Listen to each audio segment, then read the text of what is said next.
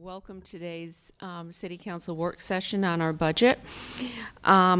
We are going to start with our agency grants recommendations.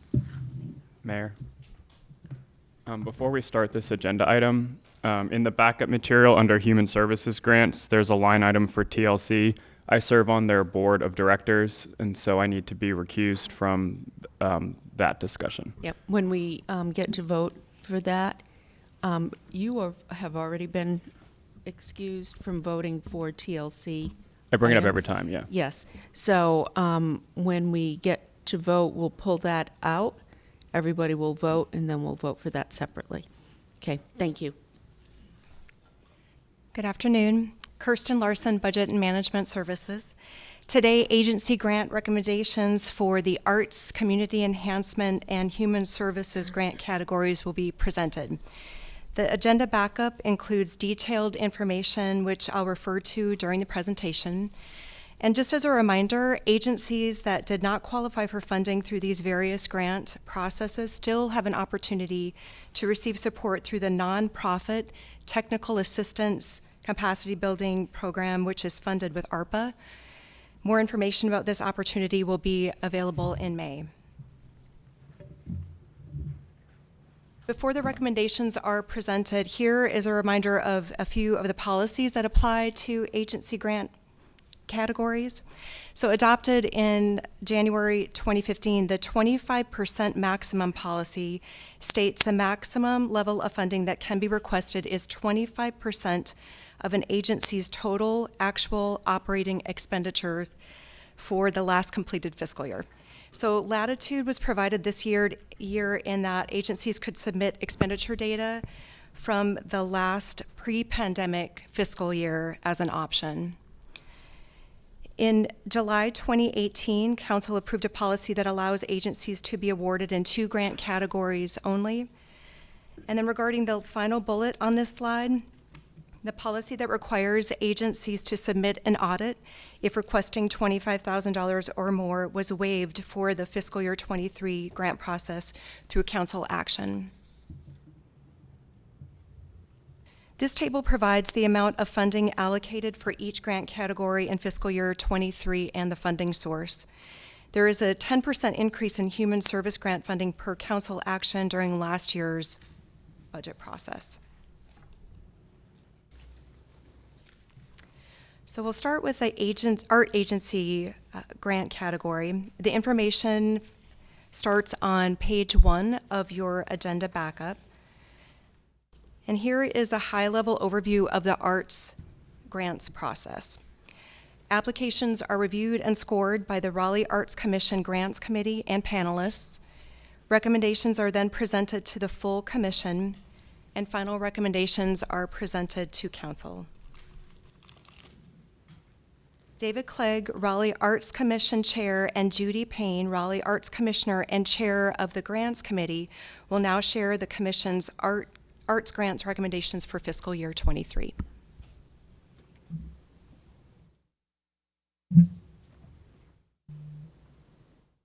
Good afternoon, Mayor, members of Council. What we're here talking about today in terms of the Arts Commission is really a follow-up to when I spoke with you a couple of weeks ago about the arts plan and what this city, what you do in terms of funding the arts is visionary.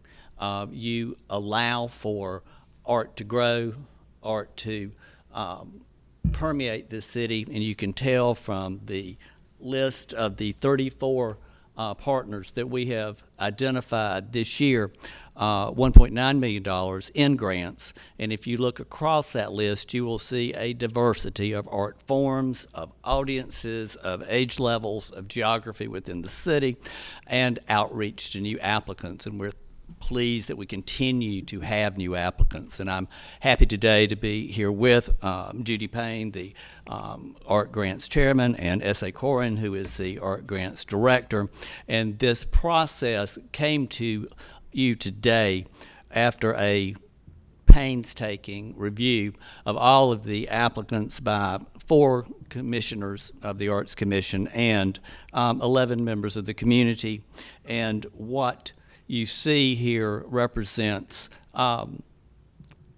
aspiration, and it also recognizes the history of Raleigh's art community and looks forward to it as we grow. And in looking at each of these grants, artistic merit, financial management, financial accountability, and specifically community engagement, focusing on equity, access, and inclusion, was absolutely critical in these decisions. And the actions that we seek today are to approve the one-time waiver of the 25% for 14 of these grantees, and to approve this list of recommendations as approved by the Arts Commission. And most of you know me, you know I can do 2 minutes, I can do 20. And I love to talk about the arts in Raleigh and love to talk about any of these questions that you might have.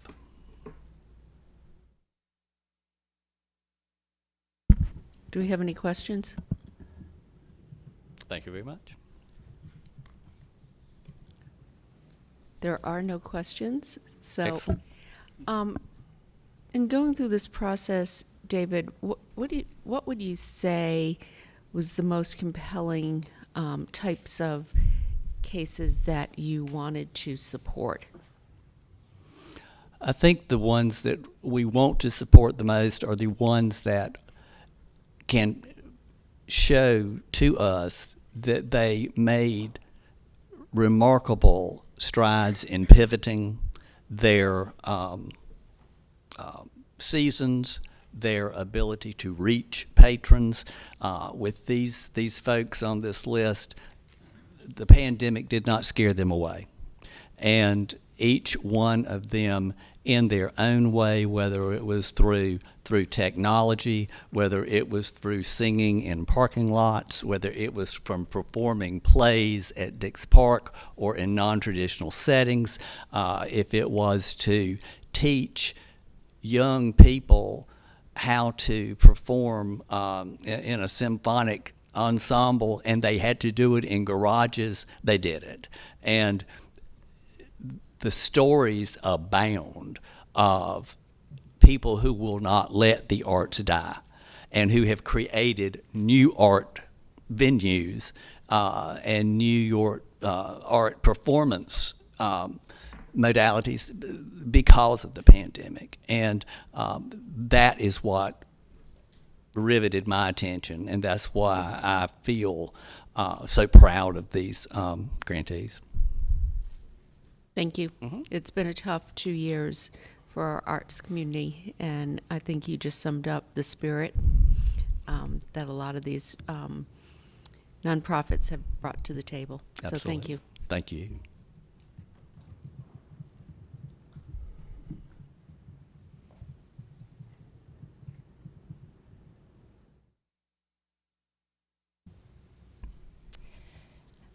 John Neffenegger from the Housing and Neighborhoods Department will now provide an overview and recommendations in the Community Enhancement category. This information starts on page 18 of your agenda backup.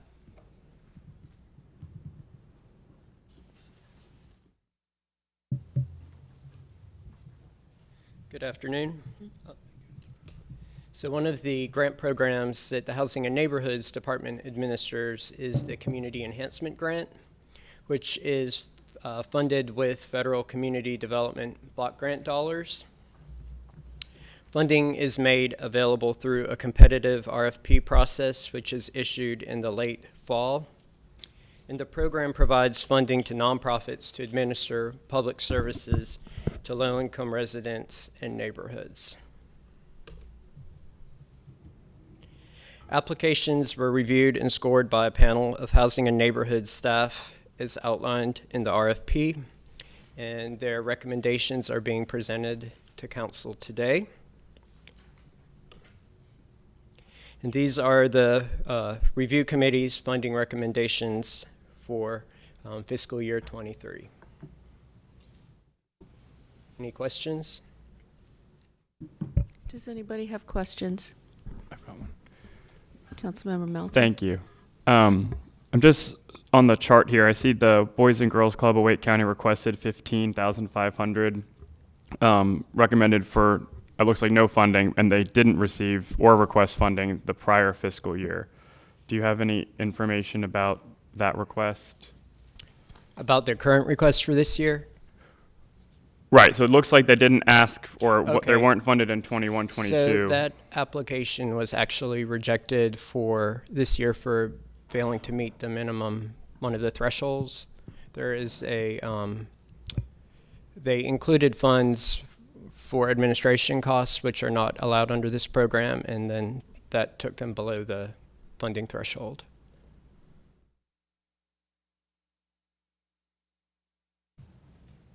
Okay, do we have any other questions? Okay, thank you. Thank you.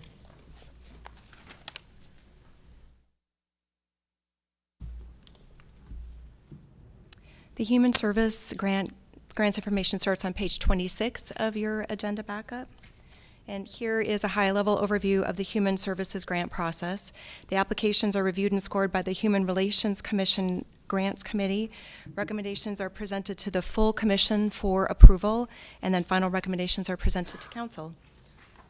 Mary Thompson, the Human Relations Commission Chair, will now share the commission's Human Service grant recommendations for fiscal year 23. Good afternoon, Mayor, City Council. How you doing? The Human Service grants are awarded annually to nonprofits that provide direct services to low-income Raleigh residents who identify in one of the target groups: elderly, youth, individuals with disability, individuals with substance use, and those that are unsheltered. This year, the Grants Committee was comprised of members of the Human Relations Commission, a person from a nonprofit organization that did not request funding this year, a person from a member of the Wake County Health and Human Services, one member from the Hispanic and Immigrant Affairs Board, and a member of the Mayor's Community for Persons with Disabilities. The process we go through each year: the Equity and Inclusion team performs a pre-review of submitted applications for required documentation. Then the Grants Committee spends time reviewing these applications. Then we interview each agency that requested funding. The team scores the agencies using a scoring matrix. This score is used in our deliberations. The Grants Committee recommends funding that is shared then to the Human Relations Commission, who then we discuss and vote to move those recommendations forward to the City Council for final approval. As was mentioned before, this year, the Human Service agencies, we received a 10% increase, which gave us $56,588. Total recommendation for FY23 is $622,464,000. The first spreadsheet that we provided will show the agency's amounts that were fulfilled for the FY 21-22. Then you will see the FY 23 requests from the agencies and our recommendations. There were 10 agencies that, for prior years, had submitted requests that did not request funding this year. There were 3 new agencies that came to us this year for requesting human services grants. There were 5 organizations or agencies who requested funding that we are not recommending funding at this time. 2 of the agencies did not provide requested documentation to participate in the review cycle. 2 agencies' applications and programs were not focused or in line with the grants funding's mission. And 1 agency's program they requested fundings for had not started, And one of the requirements is that your program has to have been up and running for 1 year before you come to request funding. The second sheet in the package shows the funding request for the target groups. This is done using the agency's request for funding this year. For example, the Green Chair Project is an organization or an agency that provides furniture to individuals and families. This year, their request was to purchase beds for youth, and that's why it's labeled youth. Today, I come forward as the Human Relations Commission representative with a request that the mayor and city council members approve the FY23 City of Raleigh Human Service Agency's funding recommendations. Thank you. Any questions? Let's see, we'll start with Councilmember Branch, then Melton, then Cox. Thank you. 4 agencies that did not receive funding, are not recommended receiving any funding. And I know you stated the reasons to us. Did you all go back and share with those agencies why they're not receiving funding? The agency that their funding request did not fit because the program hadn't started, I talked to them right then and there. Okay. The other 2 agencies, we have a process that the staff talks to the agencies. Okay. Councilmember Melton? Yeah, since I pointed out the prior presentation, the Boys and Girls Club is getting funded here, so I just wanted Yes. to point that out. Councilmember Cox? But the Boys and Girls Club is getting reduced funding, isn't that correct? Well, we do the best that we can, That's a yes, I take it. possibly, yes. Now, to follow up on Councilmember Branch's question, when staff goes back and talks to these agencies that they haven't met certain requirements, are they given an opportunity to fix that? Well, as Christian mentioned, these agencies really will probably be have conversations about participating in the, what's the name of the technical support program that they're starting. But are they, for this program, for this money, these monies here, are they given an opportunity to fix any technical issues? Like I think someone mentioned to Councilmember Melton's question that someone wanted to spend more money on administrative costs than was permitted under the program. Were they given an opportunity to amend their application? Some agencies, well, the program, the reasons why we are not funding them is around their program. The program either the application wasn't focused, the program, or that it just didn't fit the mission. Okay, so the Boys and No. Girls Club, which, looks after the youth in our community, doesn't fit the city's mission. Nope, they're not. They are getting funded. They're not one of the agencies that did not get funded. Well, here they are, but they're getting reduced funding. It was cut in half. Excuse me. I don't know if it's cut in half. I think Mayor Pro Tem Stewart? I just want to clarify it's that the same as it has been in the past. it's actually more. Yeah. It was thought I saw 9,000 last year. They requested 25,000, and this year they're getting 12,500. So they're actually getting a 39% increase over last year. So just for the record. We were able to increase because of that extra 10%. That really helps. But you have to realize we're talking about grant funding that we're getting. I believe it was $1.8 million this year was what we started with. Those were the requests. So at $1.8 million, we're coming down to 622. So. Councilmember Branch? And I just want to, if staff can also, because what I'm noticing is, I see there's one agency, they received funding in the 2020-21 budget, but they didn't last year, and they made a request this year, and they didn't receive funding this year. I would just, if you could get back with me, I want to know what changed, in a sense. It's the comedic culture and science. Because if we funded them 2 years ago, for the last 2 years, meaning this cycle and last year, we said no. To me, that's interesting. I just want to know what changed. That agency actually did not, that's one of the two agencies that did not provide the required paperwork to the staff. They were two of the organizations that were part of the pre-review cycle. Okay. So they didn't come to the Human Relations to review because they didn't pass the pre-review cycle. And so I'll follow up with the question that was asked earlier. Did we go back to these agencies and say to them, these are the specific things that we need? Yes, they did.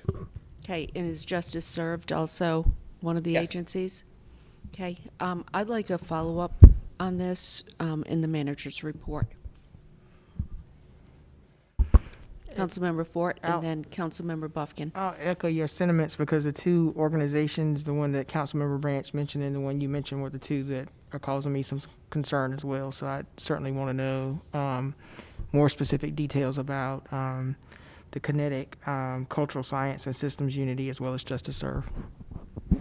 And so just to add further clarity to the Justice Serve program, that is one of the programs you may recall that when we brought forward recommendations with ARPA through the community bucket January, I think, of this year, we then set aside additional funds for technical assistance to be able to help some of the smaller nonprofits who would not be able to competitively compete in the process with some of the longer-standing organizations.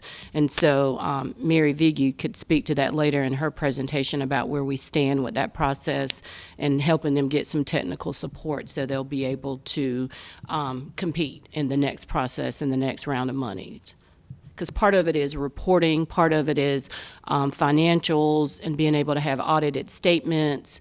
And as part of our requirements, as part of the Fiduciary Act, we have to make sure that anybody that we grant public money to follows those guidelines.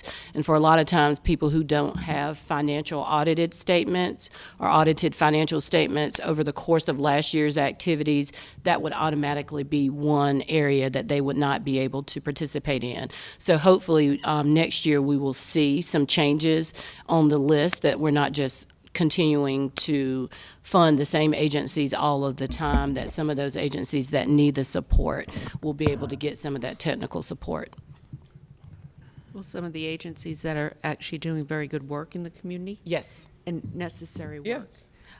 What, Mary's going to go over that later. Probably now is just as good a time as any, Mayor. Can I ask just one question real quick? Yes. I know maybe 3 budget cycles ago, we set it up where agencies, when they receive so many funding a certain number of years, they have to sit out a year before they can come back and ask for funding again. Are any of these impacted by that, or is that a different group? That was a different grant category Okay. back in the day. Yeah. Okay. And Councilmember Buffkin had a question or a comment. So before we start, let him. Yes, thank you, Mayor. Thanks, Mary. We'll get right back to you. I'm interested to hear what you have to say. But so quick question, but while you're here, Chair Thompson, great event this weekend at the Mayor's Unity Day. Thank you. I know you all put a lot of effort into that, and I enjoyed going out there. It was a lot of fun, so congratulations. I saw Legal Aid of North Carolina on here twice. One was funded, one wasn't. And I'm just wondering if you could maybe help me understand. I'm on... Legal Aid was one of the organizations that did not send in the documentation at the time for our portion of the human services grants. The $600,000, the top spreadsheet is what the Human Relations Commission work. Got it. Okay. Thank you very much. Mm-hmm. Any other questions? Thank you all. Thank you. Just for clarity, legal aid is fully funded Yes. through the other historically funded agencies outside of the HRC process. So just to let you just for full clarification. Sorry, Mary Vigu, Budget Management Services. Good afternoon. In terms of an update of where we are with the technical assistance grant, we did go through the RFP process earlier this year, selected a firm who is right now working with us on the guidelines and moving that forward. So it'll launch next month in May. So from a timing perspective, we're excited with this.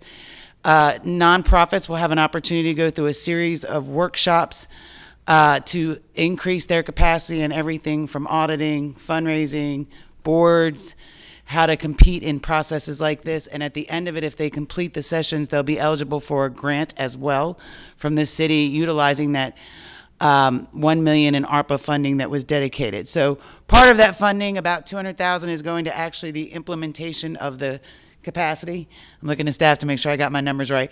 But there will be about $800,000 available in grants for those smaller organizations that may not right now be able to compete in these processes, but we're hoping through this we'll be able to. And it's something we're looking to see, how can we do something like this long term, because other communities are, but this is a great pilot this year for us to move forward with it. And what's the total dollar amount again, Mary? It'll be, so y'all, council appropriated $1 million for the process. So the contract is for $200,000 in order to do the workshops, and they will actually administer the grants at the end. And so they'll leave about $800,000 for grant opportunities. Okay, thank you. We'll bring more information back as the program launches in May in terms of how much organizations will be eligible for and how to apply. And we'll make sure we keep council informed as we move forward. Okay, thank you. Councilmember Ford? I have a quick question. I'm sorry. So you're saying the program starts this May? It'll launch in May. So applications, we're working with them right now on what that timeline looks like, but it'll probably run through the summer. Okay, in and terms so, of- so some of these organizations that didn't get funding, are you reaching out specifically to make sure they know to submit the application and go We through will the when that process? time arises. So as we move forward in this, and once we get that detailed work out, we'll reach out to all those organizations that maybe didn't compete in this process well, but also maybe didn't even compete in the other HRC process we had earlier this year. We do try to communicate that out, and also we do look to City Council to be great resources for us as well. So we'll make sure you have all the information as well to pass along throughout the community. Okay, thank you.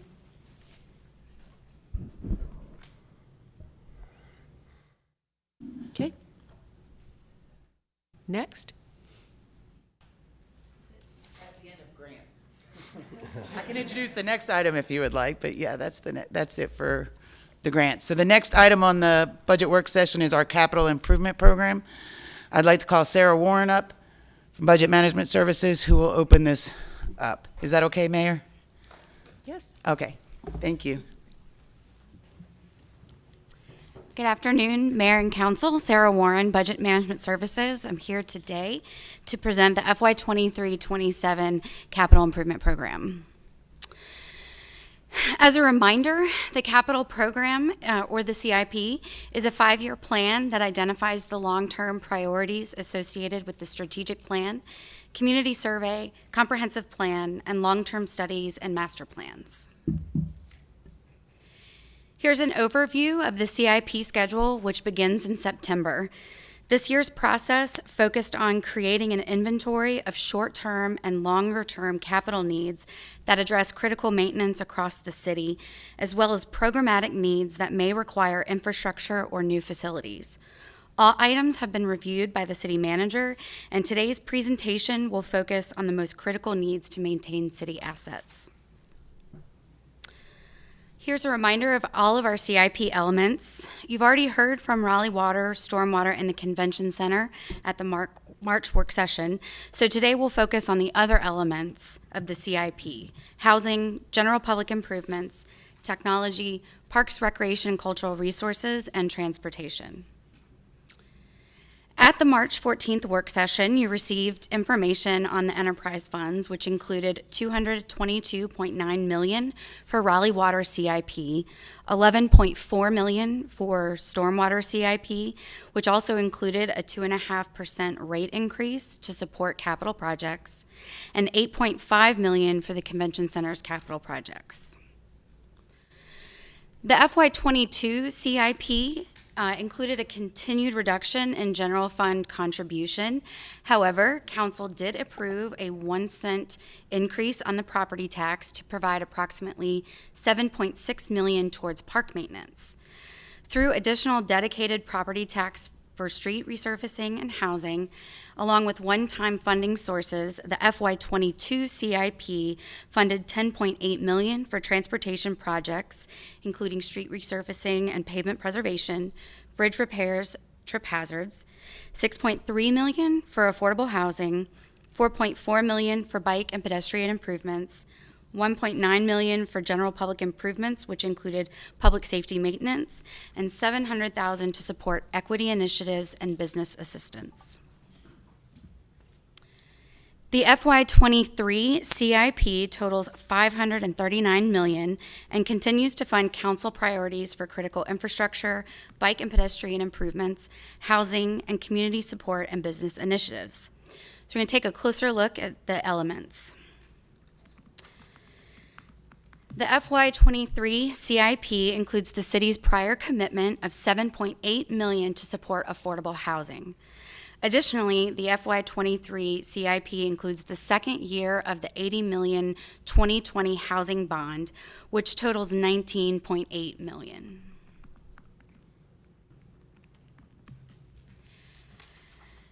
The FY23 CIP continues to prioritize maintenance on current facilities. This includes funding totaling of $2.5 million for building systems such as electric, HVAC, fire systems, and backup supply, life safety, security, and compliance measures, and to provide a fiber refresh in city buildings. Additionally, the FY23 CIP continues to provide funding towards the Building Upfit Grant, or the BUG grant, area plans, along with feasibility studies to help staff determine strategies for future programmatic and related facility needs. The CIP also continues to support public safety initiatives. It includes advancing the police evidence building from FY26 to FY23 for design and land acquisition and construction in FY24. Based upon current market conditions and construction costs, staff estimates the facility to cost approximately $35 million. Also included is $5 million in FY23 to begin design on Fire Station 1 and administrative building. Again, based upon current market conditions and construction costs, staff is recommending additional funding to this facility in advance of construction in FY25. The FY23 CIP also continues to provide $1.4 million towards public safety maintenance. Transportation-related projects continue to be a priority for council and community members. The FY23 CIP continues its support of $7.8 million for street resurfacing and pavement preservation. Additionally, it includes $2 million for bridge repairs and biannual inspections, $1.5 million for the Neighborhood Traffic Management Program, and $1 million towards bike and pedestrian improvements. The FY23 CIP also includes $500,000 towards Vision Zero spot safety. This program will fund and implement localized lower-cost infrastructure improvements that increase the safety of pedestrians, bicyclists, and motorists. Improvements can include signage, striping, lighting, and/or signalization to address identified safety issues at intersections and mid-block crossings. Due to the 1 cent property tax increase in FY22, the FY23 Parks, Recreation, and Cultural Resources proposed CIP includes a variety of projects, including a system plan update, improvements to the Walnut Creek Wetland Park, which is an effort to place amenities on the south side of the park, realignment of 2 miles of Crabtree Creek Greenway between Crabtree Boulevard and Ratchford Road, greenway accessibility safety upgrades, various building upgrades at community centers, pools, and nature centers, and blueway improvements at Thornton Road canoe launch site located on the Neuse River Trail. The FY23 CIP assumes changes to the city's debt capacity. As presented at council retreat, the city's current debt capacity is $60 million. However, staff is recommending the utilization of the entire debt capacity to fund the highest priorities of the needs identified by staff. As a result, the current debt capacity will be reduced to zero. Additionally, the FY23 CIP includes utilizing $2 million in general capital reserves, leaving a remaining balance of $6.6 million. And with that, I'll leave it for questions. Do we have questions? Mayor Pro Tem Stewart? Thank you for this. I do not want to pick on this item, but I have a question about the $35 million for police evidence building. I don't recall having heard about this in the past, and I'm curious, given the extreme construction market we're in, why we would accelerate that at this point instead of waiting and potentially seeing that even out a little bit. So I'm curious. Yes, so assuming, Mary, you're going to take that one. I mean, you're more than welcome to, City Manager, but the funding in the first year, so which is what we're committing to for 23, is just for design and land. If you recall, that building is downtown in a very odd location that floods immensely when it rains and has lots of structural issues with the building. And so that is part of the reason. I get the market. And so we're still a couple years out from thinking about construction. So we do hope, and you'll see it in our next part when we talk about transportation projects, we do hope the market does shift over the next couple years. So this first bit of funding is, but from a design in terms of the debt model, we think through when we want to do it. So we did pull it up based on the needs, because otherwise we're going to have to continue to sink funding in the current building, which is not ideal. So did that answer your question? That answers it, and it is super helpful and very smart. Thank you. Yes, because we are at a position right now where some of our evidence is being compromised. It's continuously wet. There's a moisture problem in that building, and it's been ongoing, but it's getting worse. Councilmember Knight? Thank you, Madam Mayor. Just with those bullets on that same page, you don't have any cost beside the second two bullets, and I just wondered. So there, are you talking about Fire Station 1 and the administrative building? So there's currently $27 million allocated in FY25 for the construction of that facility. So it's a combined facility. And then the both of them, and then the third bullet. The admin one is $27 million. And we actually, because of that, increased and some additional information with changes to that design of that structure to include a couple different things.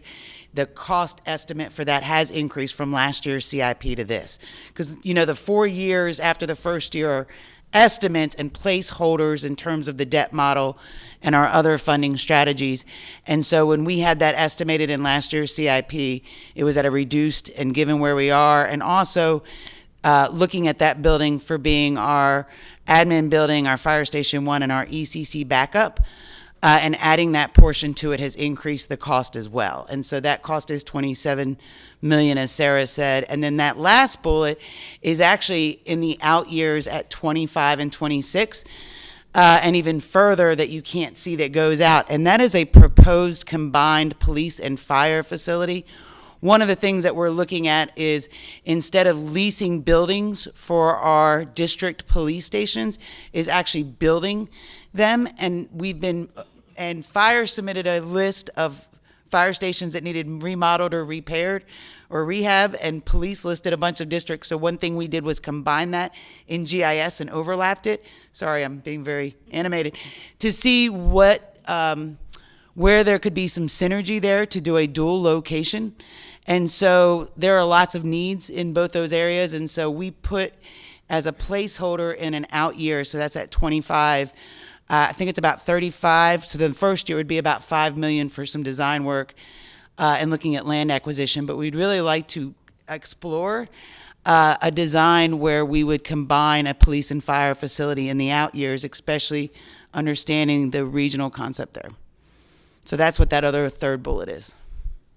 So just to be clear, those three bullets would add up to the 60 million that we're bringing down. And there's some other minor shifts there. We do have another fire station. I think it's Fire Station 15 where we had allocated some additional funding. But yeah, there is those. Civic Campus is also next year, or this 23 is the final year of appropriation in the CIP. I mean, that's already been built into the debt model, but that influences as well. But yeah, those items over the long term. Now remember, debt capacity is calculated every year, and so a lot of things go into that, the market, interest rates, and those pieces. And so just because we're looking to utilize that this year doesn't mean it's gone forever. So next year that picture could change and we could bring back, and that debt capacity could be a different look. And we will continue to look and monitor that, especially knowing the demands. So like I mentioned, there were a host of requests that we couldn't even fulfill in the CIP from a host of things, whether we could actually get the projects done over the next 5 years and whether there was funding available. So even if we had the funds, we wouldn't recommend all of them, but we'll continue to look at that debt model over the next few years and work with it annually. Okay, thank you. Any additional questions? Okay. Thank you. All right, so I'm gonna, this is dual presentation. I'm gonna kick it over to Michael Moore, who's going to provide an update on the transportation bond as a follow-up from the February work session.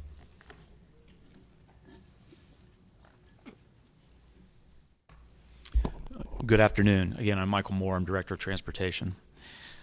We have a little bit of an update for you today, follow-up from our February meeting, and it works. Great. So quick agenda here, just going to review our last touch point, talk about some current construction environments. We had some projects that you asked us to be creative about and to look to balance, how we could do that through the budget, and then there's some time here for discussion.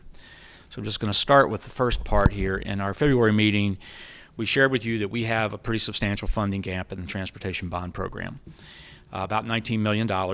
And we suggested a number of balancing options, including delaying some projects or into a future bond. We got some feedback from you, looked to other revenue sources, that we had a couple of priorities of long-standing projects for Six Forks and Blunt Person, and that there was some willingness to delay some construction funding as long as we were making due progress doing design, land acquisition, and utility relocation on other projects to line them up and be shovel-ready. No later than 4 days or 5 days after we met with you, we had the world turned on its head, and Russia invaded Ukraine and created a tremendous volatility in the construction market out there today. So I would like to say things have gotten better, but things have not. So as of late February 22, markets were projecting about a 17% year-over-year increase. That's from the Association of General Contractors. It's gotten worse, and now as we work through our projects, we're taking a more conservative approach and projecting that 25% escalation on projects. Asphalt has gone up because it's oil-based, and we've all seen what that's been like at the pump. So I'd like to say again, things have gotten better, but things have not. So just to be brutally honest there. We do have some projects that are coming up. Oberlin Road, Blue Ridge Road South, Carolina Pines, Barwell Road, and Old Wake Forest Road, Blue Ridge Road North are all coming up. We're going to be monitoring these projects very closely and watching to see where those bid prices come back. If we have savings, we'll be able to apply those, but if not, we'll be able to get a better idea and projection on kind of where we're seeing the market go. We had a small group to get together and meet on these projects and talk about how we might close the gap. And I'd like to really thank Budget and Finance and our colleagues in Engineering Services for working with us on this. We did go through a number of ideas about how we might be able to get these gaps closed and get our projects balanced. And we've came with the idea of phasing projects or splitting them, how we might use ARPA funding for part of this, general capital reserves, the debt capacity that you just heard about, general fund contributions, reallocating some portions of the existing bond program funding, and then to go and aggressively pursue other things like Bill and LAP. LAP is a local source through Campo, other sources that might be available, but realizing that there are lots of priorities in the capital budget, and all of these are going to require some level of balancing and trade-off. So with that, we'd like to present a strategy today about how we believe we can balance these projects and move these forward. So Six Forks is now projected to be $53.3 million.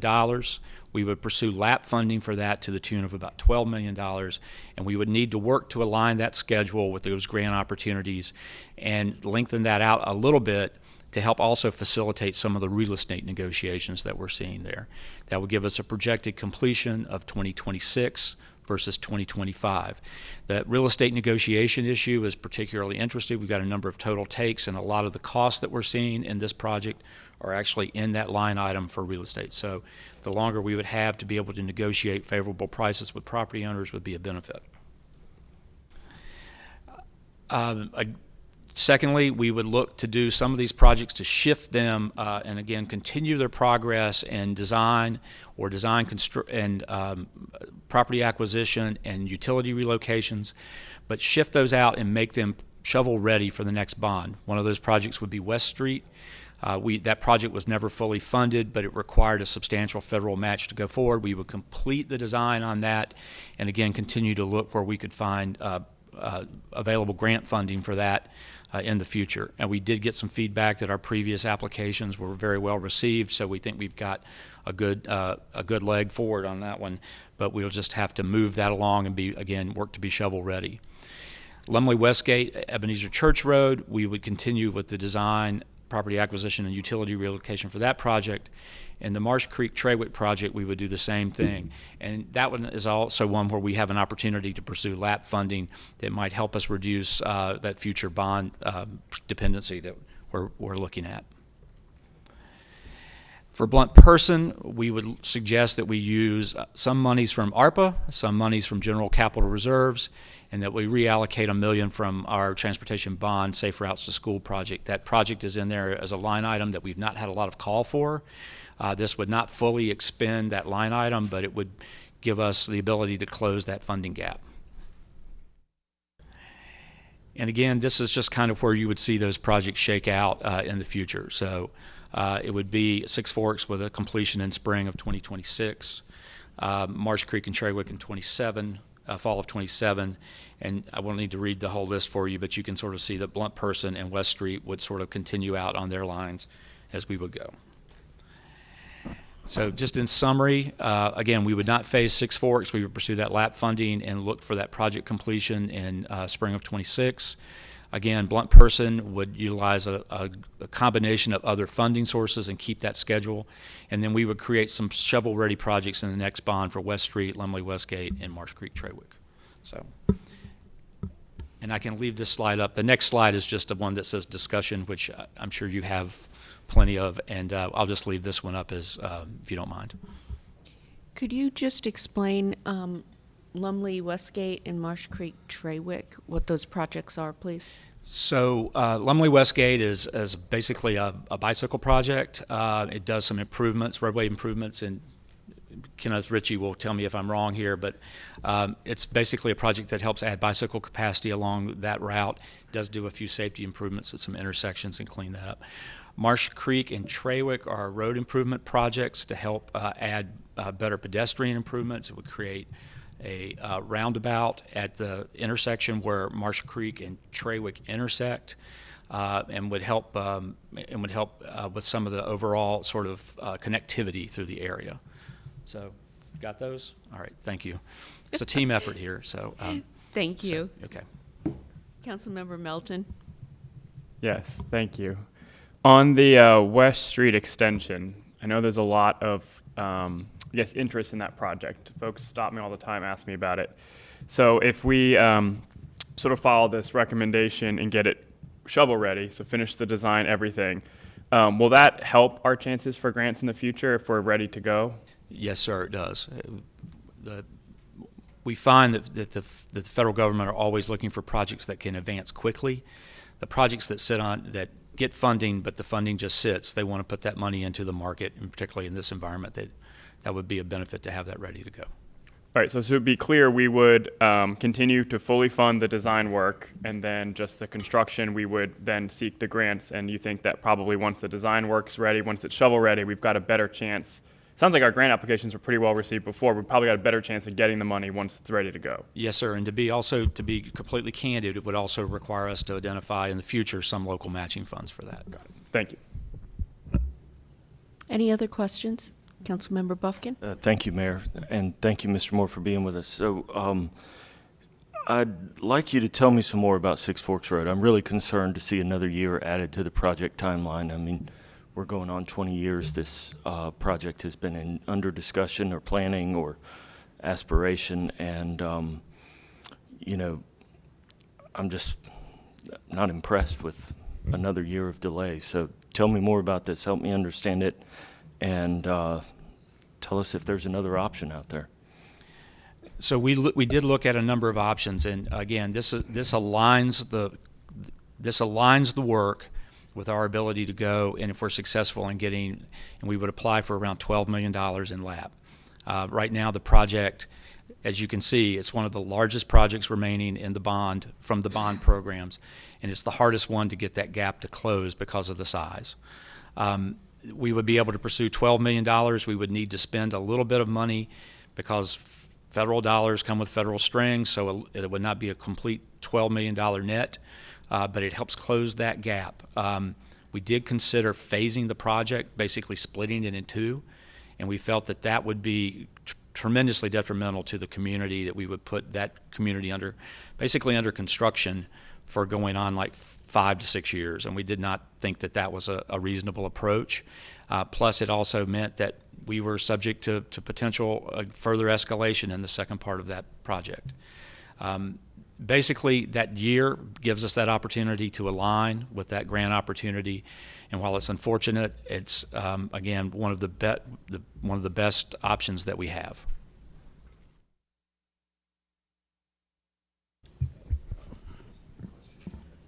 Okay. Thank you.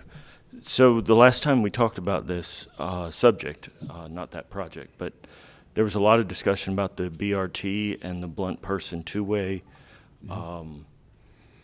So I guess I'm a little surprised to see you come back with that's a priority to get it done on schedule when there was so much discussion about whether now's the right time. Can you just share with us your thinking on it? Certainly. So we went back and to, you know, at council's request, we've gone back and looked at that. We believe that there is enough time remaining in the design for blunt person that we have the opportunity to do better coordination between the two. There is the opportunity that BRT has not broken ground yet, so again, we've got the chance to look and see how that might be tweaked. But the coordination that we do have time left in the design work to do that level of coordination that we need. That is also a smaller gap to close. So using multiple discrete separate sources gives us that opportunity to get the gap. So it was a matter of sort of right sizing the monies and the gaps. So. Any additional questions? Okay. Thank you. Thank you.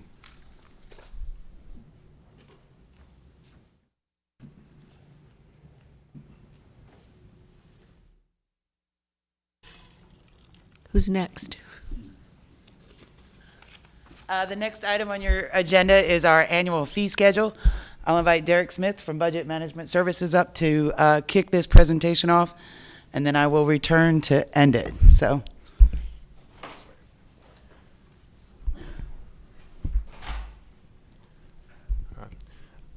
Good afternoon, Mayor and Council. Derek Smith with Budget Management Services. I'm here to provide an update on the annual fee process and highlight fee changes occurring in FY23. A copy of the fee schedule is attached to the agenda. Each year we work with city departments to create a comprehensive list of charges for service. We do this for transparency purposes and to establish a single source of information where people can easily access fees. One group of fee increases you see each year are based on index fees. We use the engineering news record and the consumer price index for the increases. The ENR, which is related to construction cost, is 5.83 this year. The CPI, which is the average consumer price goods, was 7.5. Based on the significant increases, this year we decided to use a modified index of 2.5 for the fees normally increased by CPI. The modified 2.5 is based on estimated personnel and benefit increases. At the March 14th budget work session, enterprise departments presented fee updates for rate increases for solid waste services, stormwater, and Raleigh water. Moving on to the newly proposed fees and increases this year, Raleigh Water, through their development fee study, proposed new fees within the extension of utility systems for commercial, construction, plat, and preliminary site plans. In addition, a new sewer capacity study, which covers the review process for downstream sewer capacity, has been added. Planning and development services, staying in line with last year's FY22 fees, staff recommends indexing fees based on the CPI rate, which I discussed earlier is modified to 2.5%. In addition, Plan Development has proposed new fees for reinspection and, per the UDO, the master plan amendment for reviews without rezoning. Emergency Management and Special Events has taken over the Amplified Entertainment Permit renewal and Hospitality District Permit renewal fees from Finance. This year, we've proposed reinstating those fees in FY23. Budget and Management Services has worked with the Raleigh Fire Department on new proposed fee for a non-emergent lift assist. The intent of this fee is to reduce the number of requests from licensed care facilities for lift assist with patients that have no apparent injuries or medical needs. We are working to provide notice to those businesses that this will impact, and we will not implement this proposed fee until October. Parks, Recreation, and Cultural Resources has proposed new fees for Dick's Park shelter rentals and for Pullen Art Center gallery rentals. Also, there are proposed fee increases based on market study, and these increases have been reviewed by the Parks Board. These increases are for aquatic and pool admissions, swimming lane rentals, door fees at Walnut Creek Athletic Park, and cemetery plot fees. All fees proposed will be included in the FY23 budget and adopted with the FY23 budget. I'll bring back Mary to discuss additional charges for PRCR fees not listed in the fee schedule. Thank you, Derek. So the following fees I'm going to present to you are not included, and I'll say this a few times just to make sure that we don't create any confusion, are not included in the proposed fee schedule. But at the February budget work session, if you recall, we presented the temporary pay increases for our temporary pay employees. It's probably a better way to say that instead of the other way, from $8.25 an hour to $11 per hour, with an estimated impact of $3.2 million annually. One of the directions we received from council as we thought about how to fund that in fiscal year 23 was to look at other sources, including our fee structure, and whether we could generate some additional revenue for these fees. As I mentioned, they're not included in the fee schedule that's attached to the agenda. And these fees specifically focused on those areas of impact, right, where we've seen that $11 is going to have the biggest impact and probably cost us the most moving forward. And so those are in the areas of like amusements, rentals, passes, and administrative fees. Before we get into the actual fees, I did want to provide an example that we worked with Parks, Rec, and Cultural Resources on what the climate has been like and why, first of all, the temporary pay study is so important, but why these fees can also help support that in these specific areas. And so when we think about our amusement operations, in April of fiscal year 19, which was our last full year of operation, we had 44 qualified ride operators. You do actually have to be qualified to drive the train. As much as I want to go out there and drive it, they may let me sometime. You have to be qualified to do it. And you can see our standard hours of operation. If you think about currently and as of April 7th, we have 12 qualified ride operators. And you can see our hours of ride operations has been substantially reduced for our carousel and our train. We've done a lot of recruitment, and over the last 176 days, we've only received 5 total applications. And 3 are actually right now in the onboarding process, so fingers crossed that we can bring them on. We are hoping with this shift and our ability now to advertise at that above $11 an hour, that it is going to move the needle on this and help us reopen these and get us back to full operations. But just wanted to provide that context of why it's so important. So this is a hard slide to see, but it is attached to your agenda in the presentation. But these are the proposed fiscal year 23 fees compared to the 22 rate in some very specific areas. And you can see it. It is things like field rental. It is our amusement rides at Pullen Park and Chavis, moving them from $1.50 to $2. It is things like canoe and kayak rentals, boat passes, fishing passes. We also are proposing an administrative fee on those purchases that are over $15. And so that would be $1 that would be tacked on as well. And so you can see this, and again, like I mentioned, it is attached to your agenda item. I'd like to remind us all, it is not included in the proposed fee schedule. For those that are listening at home, these would be in addition to what is in there. Did want to take a moment, though, as we think about any time we talk about fees, especially as it relates to our Parks, Rec, and Cultural Resources, that there is a lot of opportunity to assist those who need it. And I'm not going to get into all the details on this slide, and I do have park staff here who can do a better job of articulating it than I can. But we do have some financial assistance, which is graded on a sliding scale that is based on our HUD guidelines. Patrons would have to submit documentation. And then just as a reminder that financial assistance is not available for all activities, specifically the ones that cost less than $15. But in a couple slides, I'm going to talk about how we do support those in other ways. Some of the other ways we provide financial assistance is we do payment plans without charging interest. So there's a way to do installments. There's the fee reductions that I mentioned. And then there's the Give Play Camp, which is supported by the City of Oaks Foundation and the City of Raleigh PRCR. And so those are important things to think about. Another thing, and when I saw this list, I didn't even know all of this existed, and so this is great. You know, we do things like one free trial swim lesson for our students, tickets to Nights of Lights. We work with the Rotary Club on Holiday Express and providing free tickets in the community. We have nature programs that are $10 or less.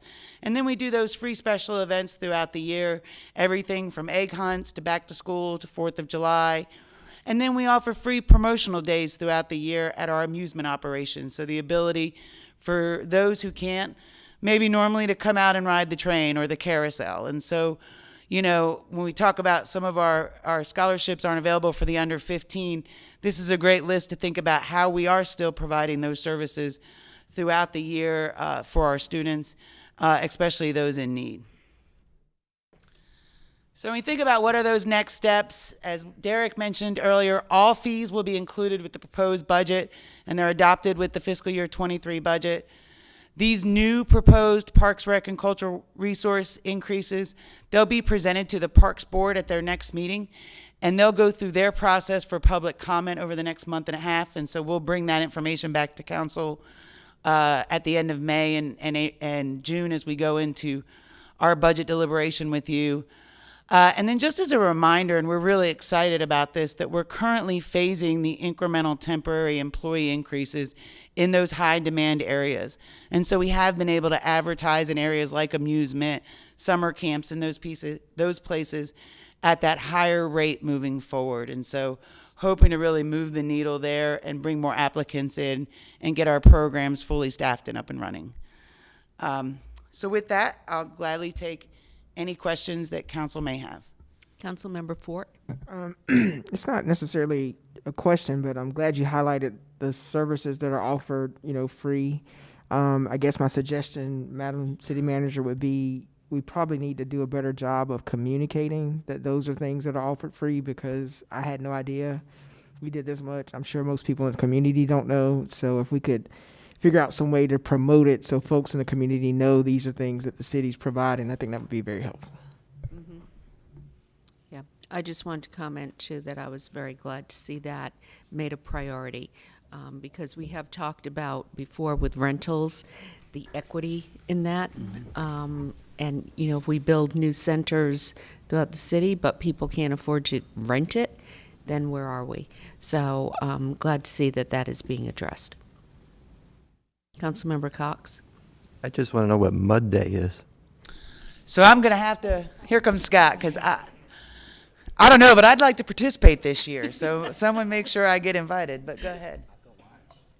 Good afternoon. I'm Scott Payne, Parks, Recreation, and Cultural Resources Interim Director. Mud Day, you're welcome to come. I'd be happy to send everyone an invite. It is a day out at Walnut Creek Wetland Park where we allow children to get muddy and enjoy playing in the out of doors.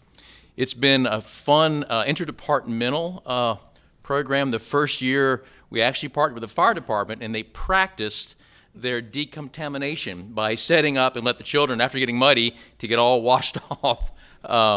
So it's a great ability to be outdoors and outside and just playing in the mud.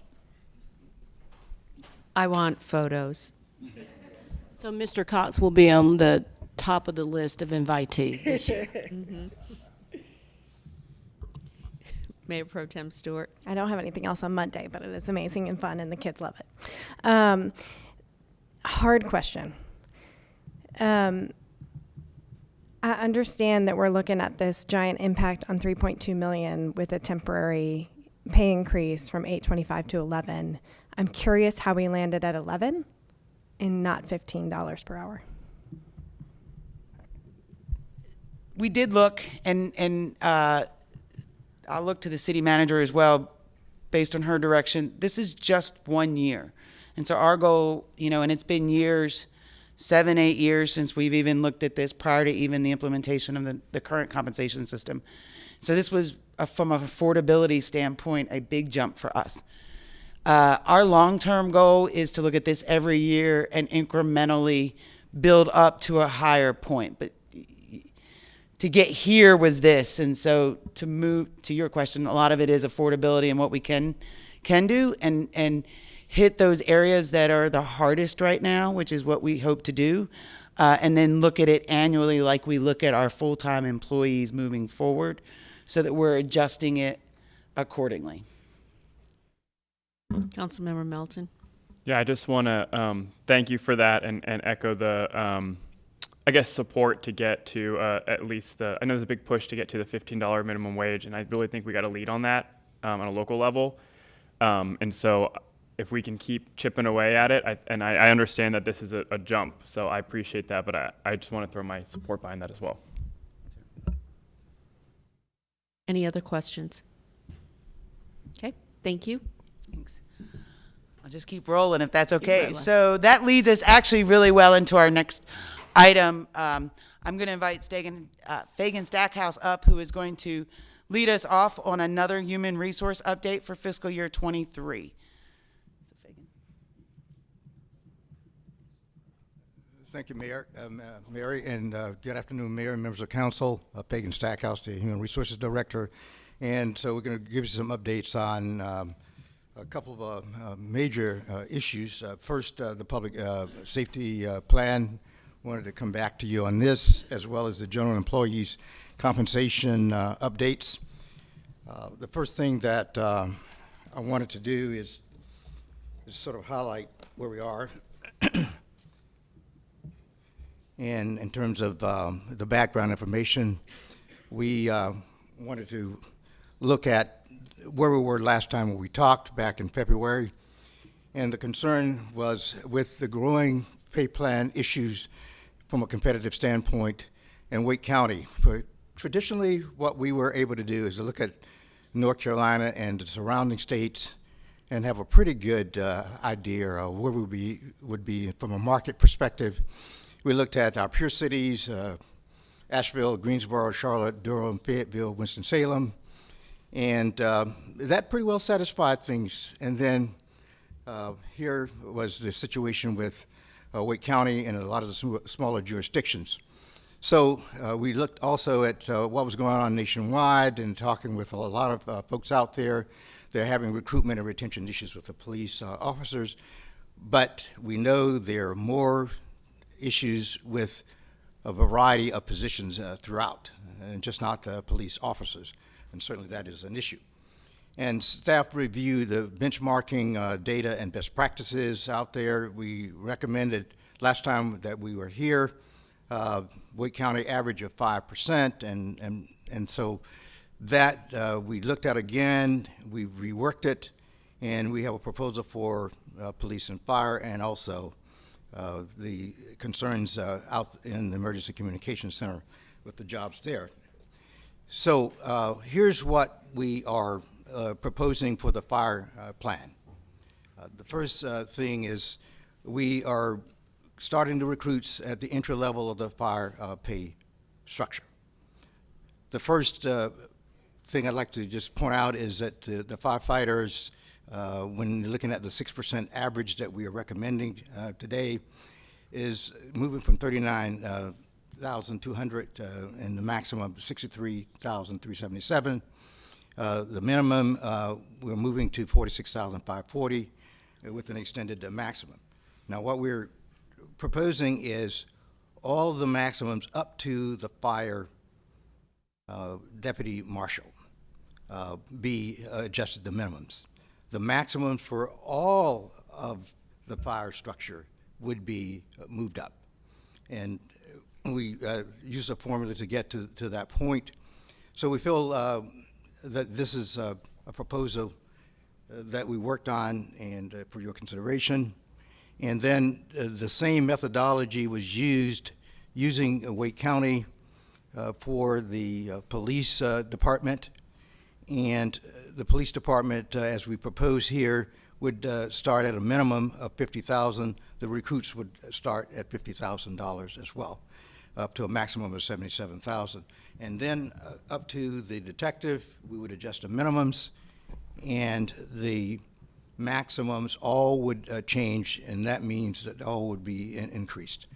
And again, that's also for consideration, and I think it would put us in a pretty good competitive situation with Wake County.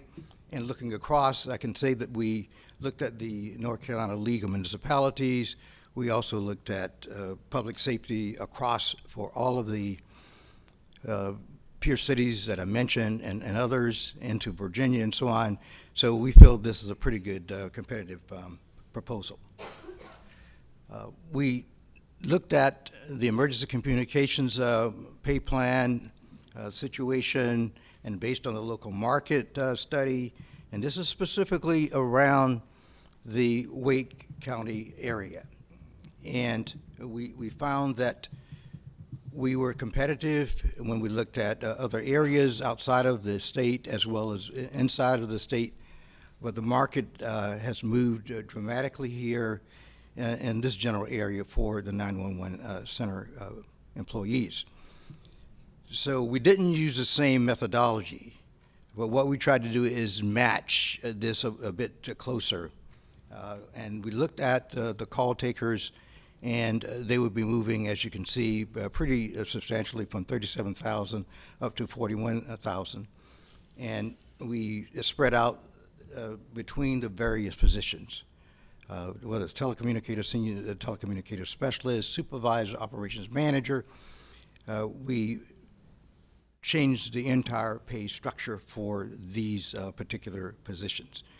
And the recruits would be at the entry level of the call taker telecommunicator pay. So we see this as a pretty substantial change. When we look at the estimated costs for Wake County average plus 6%, now that methodology is used only for the fire and police, and emergency communications did a little bit different in terms of our methodology and calculations. So the estimated annualized cost based on implementation in conjunction with the annual merit, we would move the sworn police and fire and emergency communications.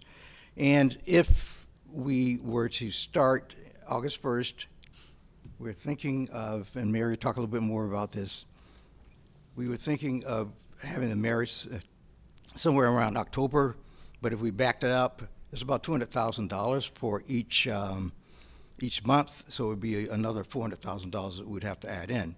But if you look at the police, $1,000,002 for 106 employees that would be moved to the minimum, that would be the cost. The fire, $513,000 for 133 employees to move to the minimum. And the emergency communication, 37 employees would be moved to the minimum at a cost of $193,000. The overall cost would be somewhere around $1.9 million. And that would include about 276 employees.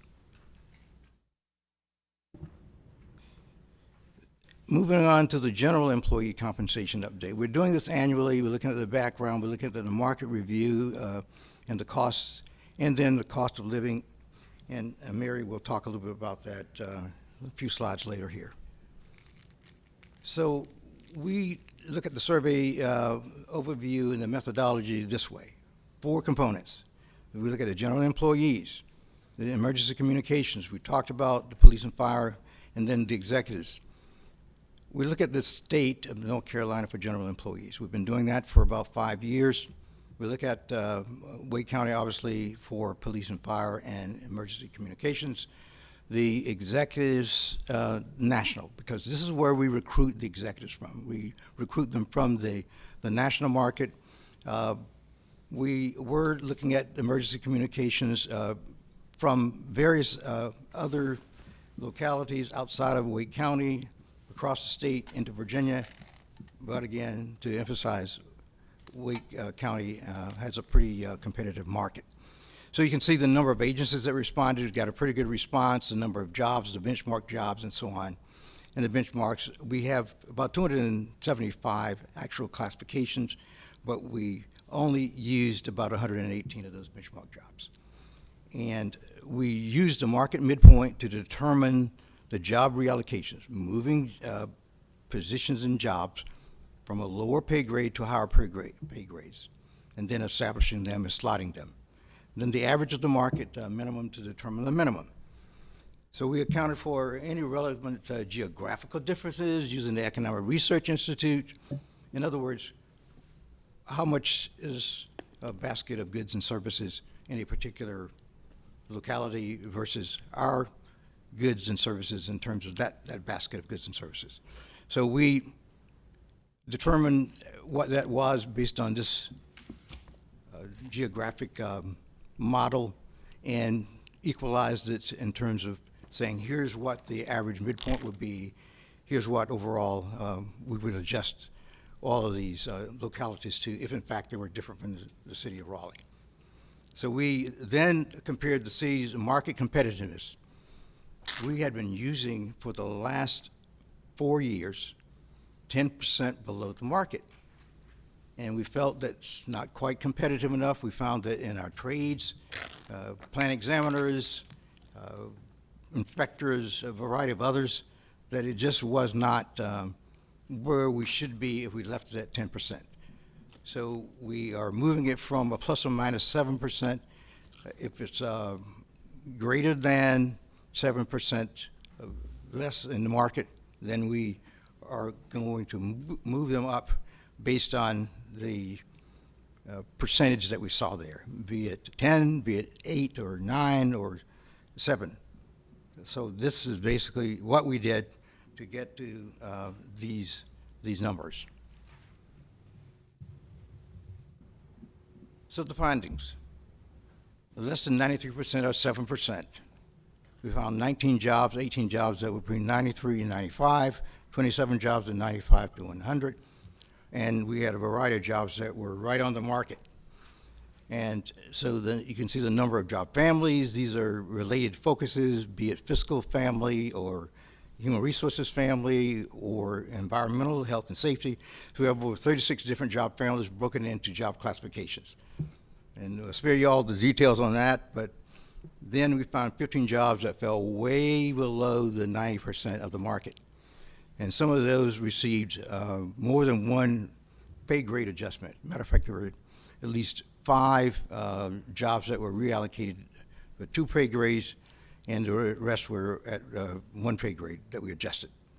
So here we are with about 113 vacancies that we also looked at to make adjustments to, and the total cost for all of this is about $765,000. Now, this is just the general market and the general overall employees, not police and fire and emergency services.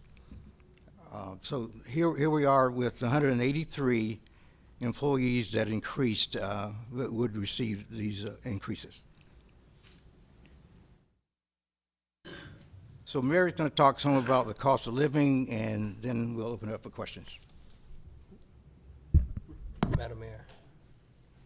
Yes.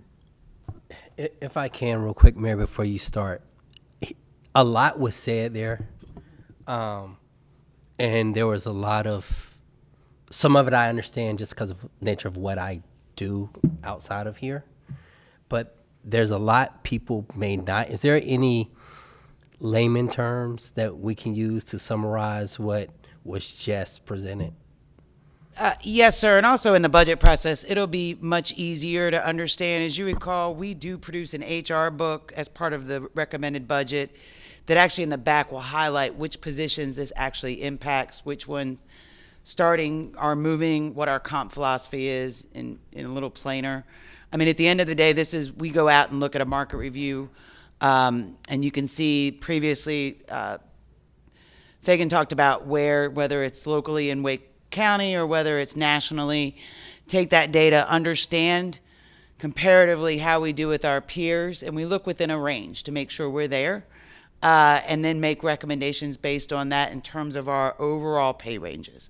And so that's kind of like because I'm with you, I'm not a comp person either, but it really is about that of going out and looking at the market and making sure that we're staying competitive with it, which is why we've had to adjust it in the last year, specifically just thinking about public safety, right? Recognizing where we're losing people and looking at that. And so that's why we're continuing updating that.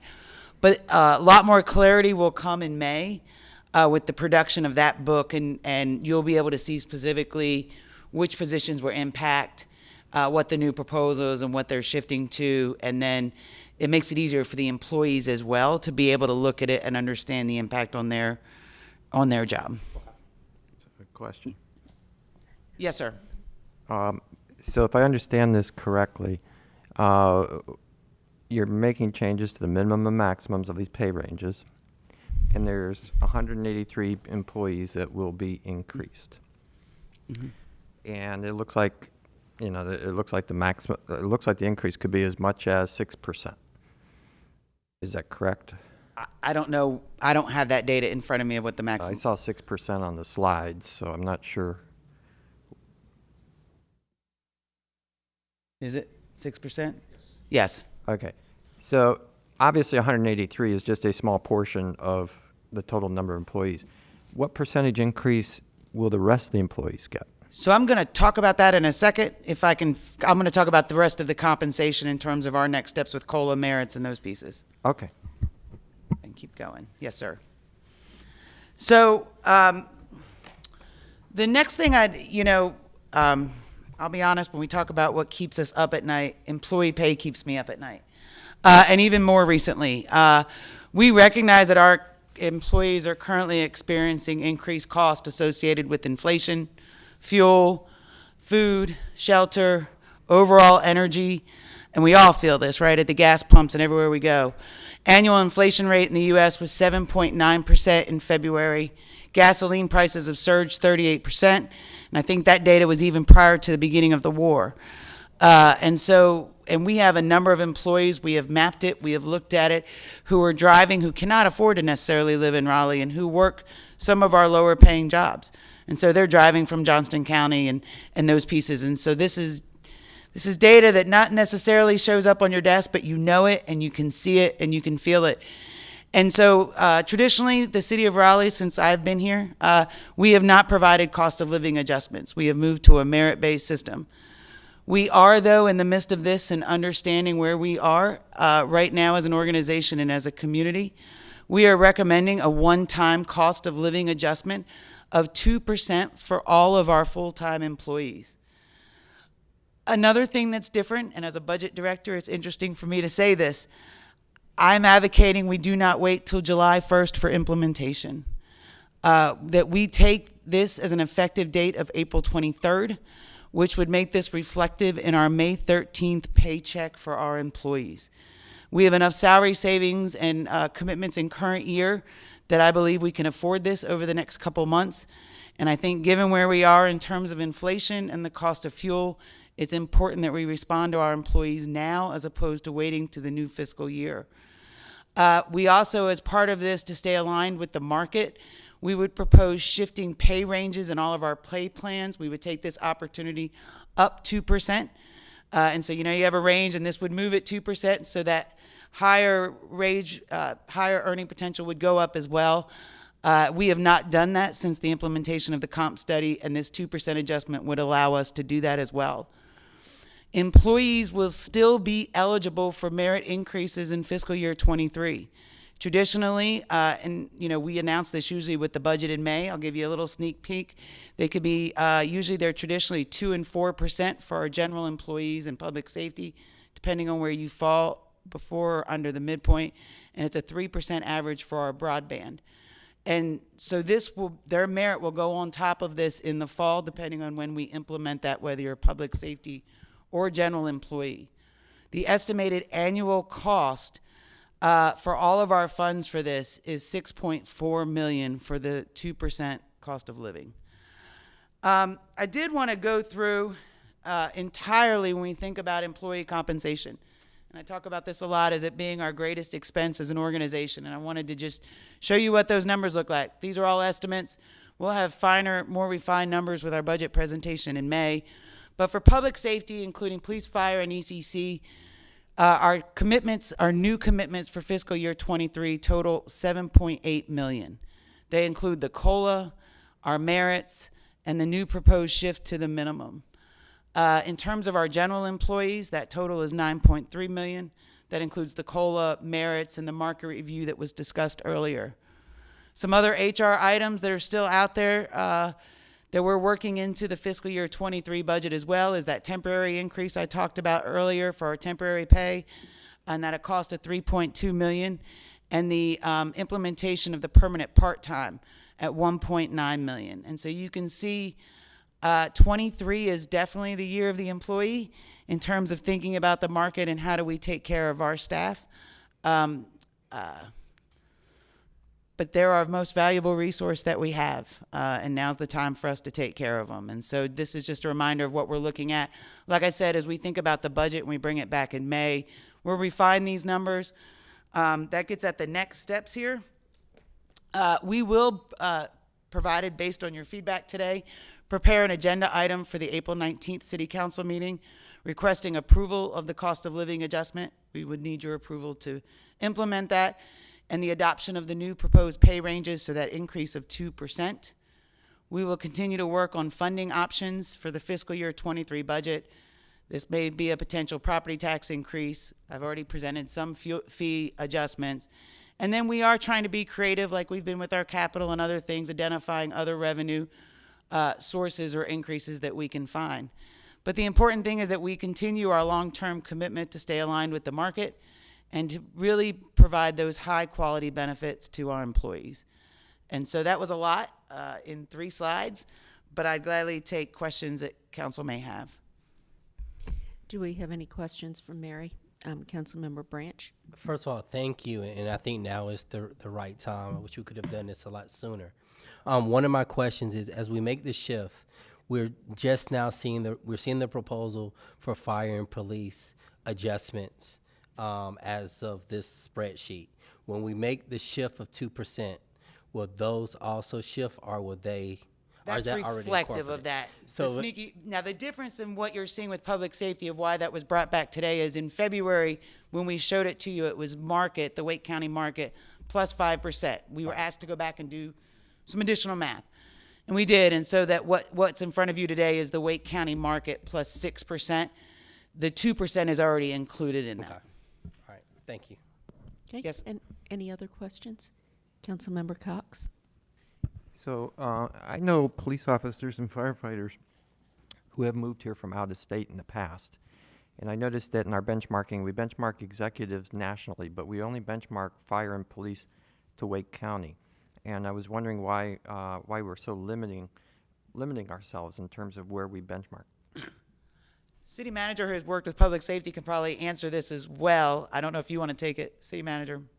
So for fire, we have no lateral program. So someone coming into the fire department today would start off, unless they're in an assistant chief position or higher, they would start off at the entry-level pay for a firefighter.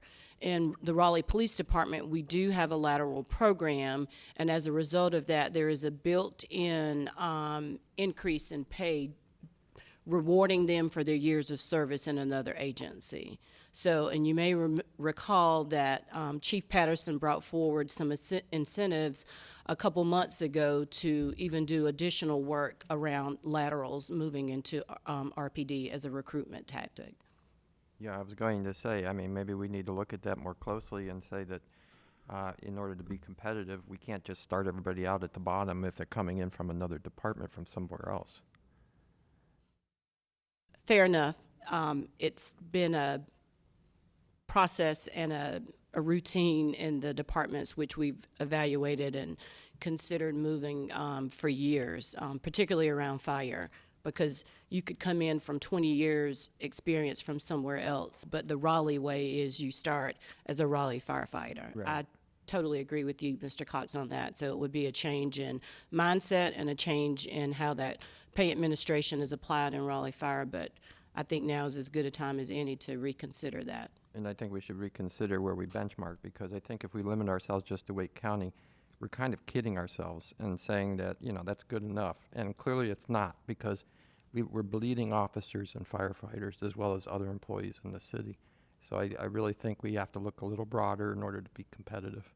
So to clarify, when we do the market survey for the selected positions each year, the 1/3 positions, that is a national search. Where we've looked at this year, we've been more acute to looking at who we're losing and recruiting from. And so most of our folks are leaving here, not going to another state. They're going within the Wake County RTP area. And when we recruit, that's typically where we get.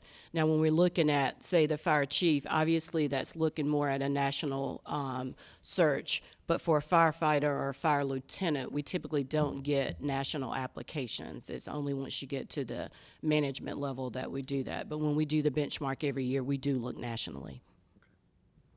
What is our vacancy rate currently for fire?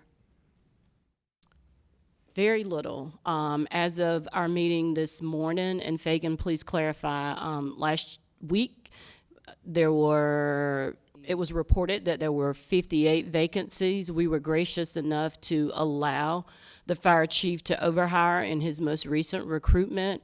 And so he's overhired to the tune of 50 plus. 56. So right now the vacancy, Mayor, is 2. Not 2%. Two people. Two people. Two positions. Yes. Okay. So recruitment is really not an issue in the Raleigh Fire Department at all. I wish that was the case in the Raleigh Police Department, but really we don't have a recruitment issue in the fire department. And what's our current vacancy rate among police? A little over 160 as of our meeting this morning. 160? 168. And we have a new recruitment class coming in. Yes, ma'am. How many people are in that? I'm not sure. I'm not exactly sure. We're in the 30s, Okay. but we did lose 4 people as of last week, according to the chief this afternoon. Okay. All right, thank you. So that would bring us down, if all the recruits make it, we'd be looking more at the 130. Yes, or thereabouts, approximately. Okay. Councilmember Melton and then Buffkin. Thanks. I have a question about the firefighter pay. First, I want to acknowledge we've received a lot of emails about firefighter pay, so we are getting them. So I know that it's an issue that the community cares about. I had the opportunity to represent the city in the St. Patrick's Day parade. It was great, except for it was really cold. And I talked to some folks, firefighters or some folks that are supporters there, and one issue that they pointed out to me was they said that the job titles don't always align with other places. So like what may be called a lieutenant here may actually be, the duties are different. So I just want to make sure that when we're doing the benchmarking, that we make sure that we look at the job responsibility, maybe not just the title, so that we have that information. We do. As part of that survey, it looks at we call it a PDQ, which is Position Description Questionnaire, and it looks at the responsibilities. Some places call a lieutenant maybe an engineer, just depending upon the agencies. And in Raleigh Fire, we do have some additional ranks at a lot of organizations. So to get a peer-to-peer survey is sometimes difficult because we have a battalion chief and then we have a division chief. A lot of organizations do not have both of those ranks as part of their hierarchy. So we are really intentional about trying to make sure that we're getting as close based on the job responsibilities, not so much necessarily the actual titles. And Fagan, you can further elaborate if I missed anything. The only one that we had a little bit of a difficulty with was the deputy fire marshal, because they have different titles, but we have pretty good, consistent matchups across fire departments of our size, and the smaller ones we do make adjustments. There is a little bit of classification refinement that we have to do, and we go back and forth between the agencies that we work with to ensure that we got a pretty good match, and that's what we talk about when we mention the benchmark jobs. Okay, Councilmember Buffkin. Thank you, Mayor. So, Mary Fagan, another question on public safety, and I'm looking at, I think it's the 7th or 8th slide, the public safety estimated costs. Yes. So these numbers are here, and the number of employees that are impacted, and there's big differences between them. You know, we would spend more on raises for police, but fewer employees impacted. More employees impacted in fire, but we spend much less money. Can you help me understand that? It's the vacancies that are in the police department that we also are accounting for as well. So that's not counted as people, but Gotcha. it still is a cost associated with it. Gotcha. Thank you. So broader question then. So I understand we're using this average Wake County plus a percentage. Last time we looked at it, it was 5. Now it's 6. I think that's great movement. What I'm struggling with though, and you know, we just heard the manager talk about losing folks to other Wake County area agencies. Can you help us understand where that puts us? I mean, it puts us above average by 6%, but where does it put us in a rank? And where I'm going is, you know, if we're not at or near the top, I think we're still going to have the same problem, and this is the problem that I think a lot of us are trying to solve. We can go back and take a look at that, but we generally are 6% above the average of the mid salaries of all of the Wake County. We know that there are some that are higher, and I'll go back and take a look at that and see where it exactly positions us. Okay, thank you. Great. Any other questions? Councilmember Branch? Excuse me. I know we have talked about our fire and police who do a great job and great work, but I understand our solid waste, we have vacancies there, and it's getting hot, and for them to be short, you know, I can see that has been an issue. What are we doing with this as far as solid waste? I met with the solid waste employees last week, along with Mr. Joseph, and we heard all of their issues. We are reviewing those particular issues. We're looking at some concerns about how fast they're progressing along in their ranges. That's a concern to them. These are mostly maintenance and operations type employees, and looking at that department, there are also maintenance and operations employees throughout the city, so we would also have to take a look at them and see how they're positioned as well, but certainly the work is a little bit different, and we will be looking at what we can do to relieve them of some of the compression issues that we found to be the case in that particular department, and certainly in some of the other departments that have the same type of, you know, operators and vehicle operators and those that work behind the vehicles and so on. It's a concern that we are paying a lot of close attention to, and we want to come back with some suggestions on what might be done to alleviate those situations. Okay. And to add to that, Councilmember Branch, we're having that same concern being raised by Raleigh Water as well as transportation. Okay. Yes. Okay. So we'll get updates in either a future meeting or about all of this, or a Yes. manager update. Okay. Mayor Pro Tem Stewart? Thank you. City Manager, I was actually going to say something to the same effect of, I think it's a organization-wide and nationwide problem we're having, Yep. right? We're going through this great resignation. And so I want to commend this organization for really using empathy and understanding how dire the situation is and putting these requests across the organization forward to us. I wish they were more, but we do recognize the restraints we're in. And so I'm not going to be here next meeting, but I want to go ahead and enthusiastically show my support before then and say that I would be a yes vote. Thank you. Any other questions? So the next item on the agenda, and I will try to move quickly through it, but not too quickly, is an update on the American Rescue Plan. I'm not calling anyone else up. I'm Mary Vigue with Budget and Management Services. And so just wanted to provide an update on where we are and some proposals and put some specific projects in front of you for consideration and some next steps associated with it. But just for level setting and those watching can remember, so as part of the American Rescue Plan Act of 2021, Raleigh was allocated $73.2 million in direct funding. Just as a reminder, we did receive final guidance in January. So it's just been this last year that we have received that final guidance from the federal government. We've talked about this all along as a phased approach in terms of things we're looking at. We've hit that phase 3, 12 months and out, and that's why today we're going to bring some very specific projects and next steps with you that staff has worked on. I do, and I meant to do this at the very beginning, I do want to take a moment and thank staff.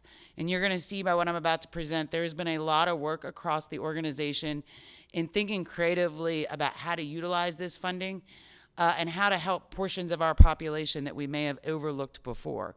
And so I don't have a lot of detail. We can get more detail for you as we flush these out with council moving forward. But I do want to recognize staff, and a lot of them are in this room today, and the work they've done as we moved into the phase 3 of this project. So just as a reminder, we have previously allocated things for nonprofit agency support, our downtown economic development, housing and homelessness, economic recovery, the community health. That was one of our last major projects where we did the $10 million capital grants in the community. So the available remaining funding is approximately $43.1 million. I do need to say that this slide was made and kept this way, not knowing how the transportation slide previously was going to go. So based on that presentation, and if that project moves forward for Blunt Person, there is actually $37 million of funding available left for the American Rescue Act if we utilize that funding to help us bridge the gap on the 2017 bonds. So I do want to point out that 43 does not include that 6, so it would take it down to 37 million. So we previously have talked about our ARPA funding in terms of these buckets of economic recovery, community health, housing, homelessness, transit, and infrastructure. And I'm going to go through 4 of them today. And like I mentioned, some really specific projects. Not going to get into a lot of detail. It's very high level. But what we would like, and I'll show you at the end, is that for most of them, we'd like to come to council committees over the next couple months to present them to you, because in a lot of cases, there's actually a buffet of options for you to choose from in terms of projects. Because given the funding, even if we had a lot more ARPA funding, there's a lot of need. But it would be a great opportunity to work with council and looking at what those projects would be. So I want to begin with economic recovery. We did receive a proposal several months ago from the hotel industry, understanding how hurt they were during COVID. We have had several meetings with them. Wake County also received the same proposal. We've been in contact with Wake County and have been working with them, because while we couldn't afford necessarily the proposal that was submitted to us, it was an industry that was hurt, and we wanted to determine how could we help them moving forward. So actually, we did receive a proposal from Capital Area Workforce. It's a great proposal. I think it's going to help the industry a lot. Have talked in conversation with Wake County, and we'd really like to move forward. They're actually presenting that today as well at a high level. So we'd like to bring this back. It's about a $500,000 contribution, but it will really help create jobs and opportunities in that industry. Would also like to propose, we have many business alliances in our community, everything from DRA to Hillsborough Street. I'm going to miss them all, so I'm sorry. I shouldn't have even mentioned the two, but there are several out there in the community. And they have all reached out through this process to talk about how they could potentially receive funding to distribute to their members or to help with projects in those areas. And so we would propose a $500,000 grant program there to support our area business organizations, whether we support their activities or investments in the work that they do. The last area in terms of economic recovery is, I know, a high council priority and also something that has really begun to move the needle in the community, and that is Pathway Center investments. We propose about $800,000 in three major areas. The first is increased participation in our digital connectors program. So this would create additional capacity there. If you know anything about our partnership Raleigh cohort, it is a great program. And we actually connected the dots with them, with our HR department, to talk about this cohort would specifically look at hard-to-fill City of Raleigh positions. And how can we begin to create an internship program to recruit and retain those? So kind of utilizing this funding to do something a little different with this program and think about, as we look at our workforce and the great exodus, what we can do there. And then the city is also working and being partners in the National League of Cities Basic Needs Initiative. And so there's funding allocated here for that project as well moving forward. So in terms of community health, I mentioned earlier the $10 million Community Health Initiative grant was very well received. And those contracts, a lot of them have been executed. And those projects have begun in the community, and we're real excited because we'll be able to see them. They're tangible capital projects, a lot of buildings, affordable housing, those types of things. We have received more requests for funding. I know the need is always great, and I know council has had an interest in several of the projects out there. We would propose a phase 2 if council is interested, capping it out at $5 million. We would look to create opportunities for those organizations not awarded in the first round. So we would potentially bring back we would create some kind of rules around this, right? If you receive funding in the first round, you're not eligible. We would still look at a minimum and a maximum, understanding this is only $5 million. But given the impact we had the first round, we thought we would see if council had an interest in doing another round of this.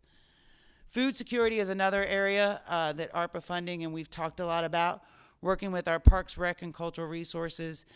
We have an allocation here of about $500,000. We currently do have a fresh produce distribution program that's running out of parks. This would look to expand that, specifically, especially looking at the purchase of capital equipment so we can enable this program to go to other areas of our community, especially in those much needed.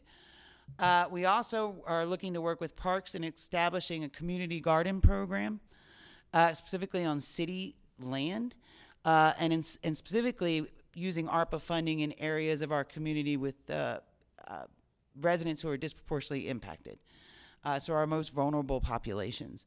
And so this is another area we'd like to bring back for council for more conversation and information. Other areas of community health, I'm not going to spend a lot of time talking about this. You've already talked about it. I think you already think it's funded, but it's really not.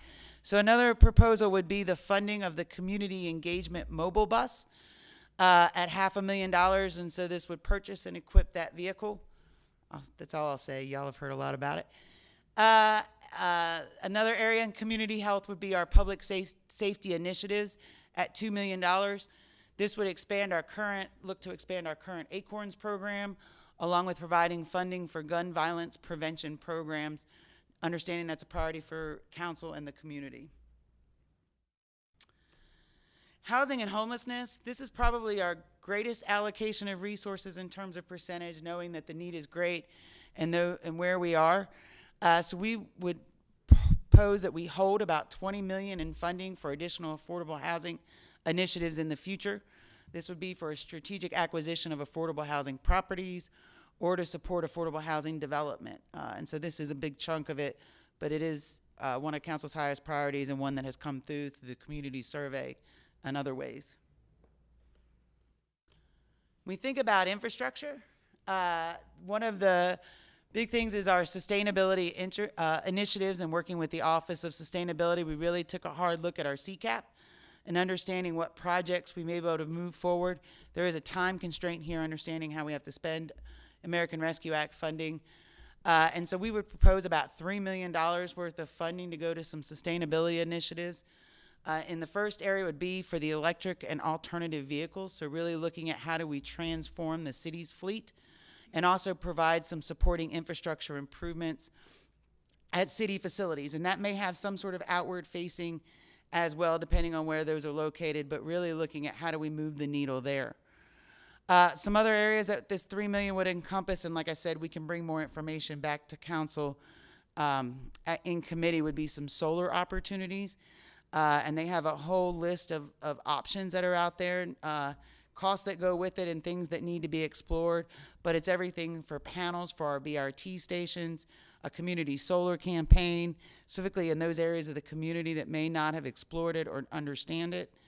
Looking at building site assessments for future projects, so really understanding as we construct, for example, some of those public safety facilities in the future, how do we combine solar there? And then there's one option is a sustainable energy parking deck. So really looking at the Performing Arts Center deck and creating some opportunity there to put some solar. Another area in terms of infrastructure is stormwater. And so we would propose $3 million in funding for stormwater projects that serve socially and economically vulnerable communities. It's looking at things like flood hazard reduction projects, stream restoration, overall stormwater projects, and they have an extensive list developed. We have overlaid it with our maps to understand where those communities are and what those indicators could be. And so we're really excited about those projects and would like to bring them back for council's consideration. So on that note, we did look at our council committee structures, and this is just a proposal, and we would look to council for further direction. But there are several of these projects we would hope to bring to committee in some form or fashion in this way, in terms of ED&I, growth and natural, and safe, vibrant, healthy, to work with you on fleshing out the proposals, making sure they're the direction you want to go, so we could bring a full recommendation back for the full council.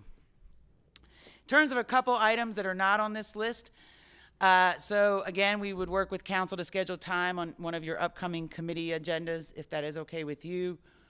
We would, though, like to bring back, as part of the fiscal year 23 budget, if council is interested, the Community Health Initiative Grant Phase 2, so allocating the funding and authorizing that project, and the Community Engagement Bus. I mean, we can send that to committee, but we would really like to move forward and approve that appropriation as part of the 23 budget process. I would say wholeheartedly yes to both.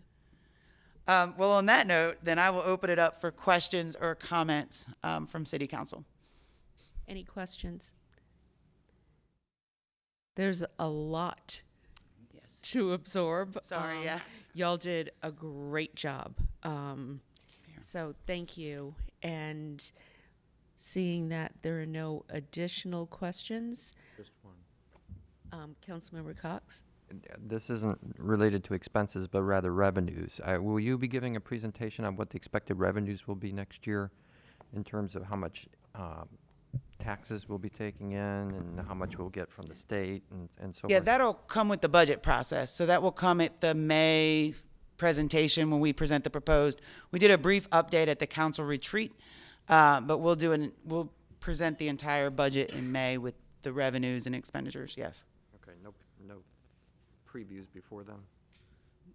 The preview, we did a preview back at the council retreat. I don't have an update from there, no. Okay, thank you. Mayor Pro Tem Stewart? Assuming this is the right time and you were getting ready to adjourn, I do have a request for a budget note. If I need to wait a minute, I'm happy to. Sure. Okay. So a couple months ago, I asked staff to provide us with some analysis for how we can move away from the level of service metric as our standard for evaluating new development and towards the metric of vehicle miles traveled, or VMT. And I want to thank transportation staff for the information that they provided to us through the city manager's weekly report. I found the information to be helpful and compelling, and it was consistent with what I've heard from experts working on this space, which is that unlike the level of service metric that we currently use, VMT has a direct relationship to how much fuel is burned by personal vehicles. So as we continue to move forward with recommended actions from our CCAP, our Community Climate Action Plan, I want to ask that we move forward with the first step to convert to a VMT metric as identified in that report we received from staff. As Council may recall, the report indicated that the first step would be to establish appropriate VMT-based thresholds that trigger a traffic study. Establishing those thresholds would need to come from a new tool or that is appropriate for a VMT framework. The staff report indicated that we could request funding from Campo for this work, but that doing so would delay the process by at least a year and would be subject to funding approval. So due to that delay and the uncertainty associated with asking for funding from Campo, I'd like to request a budget note for consultant services to develop a VMT analysis screening tool and methodology for VMT-based studies. Sorry, that was a mouthful, but I just wanted to make sure, given everything else we were talking about, we were all on the same page. Okay. That will be included then as a budget note. Thank you. Councilmember Cox. Yes, I would like clarification regarding that budget note, not from a financial perspective, but rather just better understanding of the metric itself. You know, how I understand the impact that that metric might have on fuel consumption and air pollution and carbon emissions and so forth. What I don't understand is how that relates to things like traffic congestion and what the experience people will have on those roads if this metric is used in order to gauge development. I mean, obviously we have level of service, which looks at intersections today, and from level of service we get some indication as to kinds of congestion and wait times that people can experience at intersections as a result of development. How do we do that with this new metric and in order to gauge the impacts on traffic? So I would request that you know, any analysis going forward provide that as well. Thank you. Councilmember Knight. Thank you, Madam Mayor. I was just, Mayor Pro Tem's budget request gave me time. I tried to add it up, and it comes about 37 million. So in the thought there is that this would be spent in effect this budget year, then the rest of the ARPA funding, because I know it was over multiple, or it could be over multiple years, right? Could be, and there's several years left. Now, the 20 million of that, remember, is an affordable housing with necessarily not planned projects, so there is some flexibility there. And we just put these proposals on the table. So when we talk about maybe 3 million for stormwater, when the committee meets, they may not want to do full 3 million. There may be some other alternatives, but yes, you are correct. This would get us closer to exhausting that funding. Yes, especially with that. That's why it was important for us to hold that 20 million for affordable housing. Okay, thank you. Okay. Any additional questions? Can I say one thing, Mayor, before we adjourn? Of course. If you don't mind. So there is one other items on your agenda, which is the last item, and we don't have a presentation on that. I do want to recognize there is a memo about budget notes. To date, we've received one. We'll add the second one to that. The other thing on there, and we provided a hard copy at your place, is the program catalog. We launched that last year and did a more formal launch. It was delayed this year as we revised our business plans overall, but we did want to provide you that as part of the budget. Thanks to staff for all the hard work on that. It is really a great tool if you're looking to really understand programs and services offered in departments. I would encourage you to take a look at it. It is based on 22 data, so current year information. And then the last is our community survey that we do for the budget. We did see an overall increase this year. We didn't necessarily hit our larger mark, but we did get new ways to engage and new people who took it this year. And so we'll continue to refine that moving forward. And so thank you, Mayor, for that moment. I just wanted to highlight those things with the agenda. A quick question about the book. Yes, sir. It lists... Councilmember Cox, I'm sorry. can you wait to be recognized? Thank you. Yes, ma'am. The book lists FTEs and program costs. Those program costs only cover the FTEs, or is there other stuff? It includes the other items as well. Okay. Now, but I would say I'd read the front of the book, because just, if you went in and said, I want to do away with this program, this is the savings I would see, that's not necessarily, because one of the things we did try to do true program costs. So it includes overhead and some other things. It really gets at what is the cost of that service or program. So we do make a disclaimer at the beginning of the book that it's not as easy to say, I want to stop doing this. We've just saved several $1 million. It's really about that tool of understanding from an allocation standpoint where our priorities going and how are we spending our resources. Okay, thank you. Any other questions? Okay. Thank you to our team, staff, for all this hard work. Great presentations, and just very appreciative of the creative thinking and the approach that you've all taken. So thank you. And with that, we are adjourned.